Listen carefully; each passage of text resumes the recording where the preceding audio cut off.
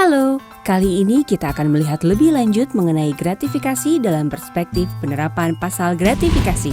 Aturan gratifikasi dibentuk untuk memberantas praktik gratifikasi yang dianggap sebagai akar korupsi. Konsep ini tercermin dari beberapa hal yang menjadi karakteristik khusus dari delik gratifikasi. Pertama, unsur pasal gratifikasi yang dianggap suap tidak mencaratkan terpenuhinya unsur melakukan atau tidak melakukan sesuatu yang berlawanan kewenangan dari pegawai negeri atau penyelenggara negara.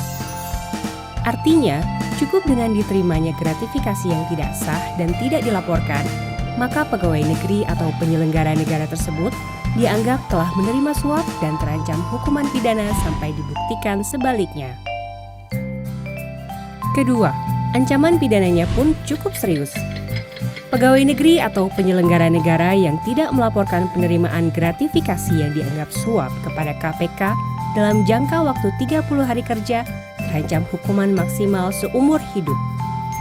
Ketiga, adanya mekanisme pembalikan beban pembuktian atas dakwaan penerimaan gratifikasi yang dianggap suap yang melebihi 10 juta rupiah.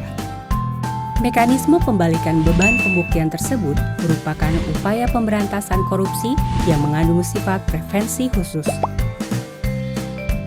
Dengan adanya aturan ini, apabila pegawai negeri atau penyelenggara negara didakwa menerima gratifikasi yang dianggap suap, maka pegawai negeri atau penyelenggara negara tersebut yang memiliki kewajiban untuk membuktikan di pengadilan. Walaupun delik gratifikasi yang dianggap suap masih relatif baru diatur dalam konteks tindak pidana di Indonesia, namun dinilai cukup efektif jika diterapkan dalam konteks temuan kekayaan yang tidak wajar milik pegawai negeri atau penyelenggara negara yang diduga berasal dari penerimaan gratifikasi. Para pemberi gratifikasi pun tidak luput dari ancaman pidana. Terlepas dari dilaporkan atau tidaknya sebuah tindakan gratifikasi oleh penerima kepada KPK, secara hukum sang pemberi dapat diancam pidana sebagai pemberi suap. Dalam hal pemberi memang mempunyai niat jahat untuk menggerakkan seorang pejabat untuk melakukan atau tidak melakukan sesuatu dalam jabatannya. Demikian beberapa karakteristik khusus dari delik gratifikasi yang bertujuan untuk membasmi akar-akar tindak pidana korupsi sehingga bisa menciptakan pemerintahan yang sehat dan kuat bagi semua lapisan masyarakat. Laporkan penerimaan gratifikasi melalui gol.kpk.go.id.